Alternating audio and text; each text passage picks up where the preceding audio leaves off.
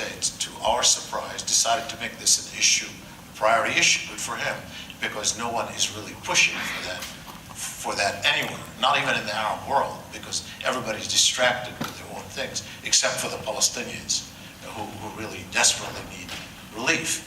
And he's doing it. But what we've seen so far is that he is not treating the two-state solution as an outcome of the negotiations. In fact, the reports that he's telling the Palestinians this is an opening position for you is not the aim of the negotiated two-state solution. His ambassador in Israel has referred to the West Bank as the alleged occupied territories. So even the occupation isn't recognized. And so what are your thoughts on this?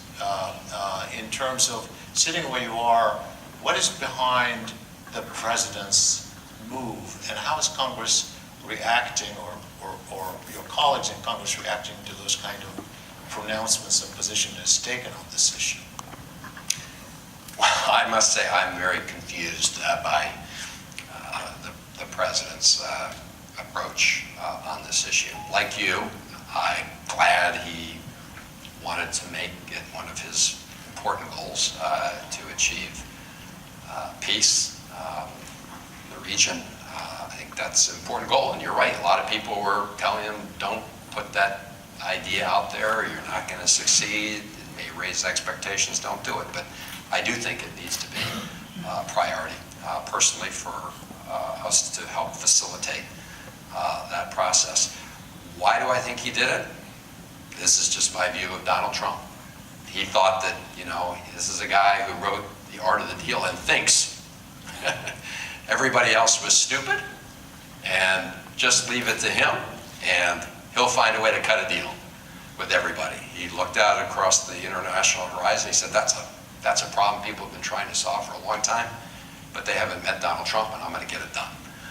I think he's found out that the art of the deal isn't working for him as well in the public sphere as it did, if it did in the private sector, right? His healthcare effort to destroy the Affordable Care Act fortunately did not succeed, and many other events. But so I see that as his motivation. Not that he doesn't want to solve it, but he just charged out and said, let's solve it, and let's put Jared Kushner in charge of this, and let's send an ambassador to Israel who doesn't believe in a two-state solution, who believes that all of this is part of the biblical state of Israel. So you tell me, you are the expert. Yeah, I'm going to have him to answer this question here, but I think, look, again, I support the intention. I think that this should be a serious goal of U.S. policy, but I really don't know where it's heading right now, and I think.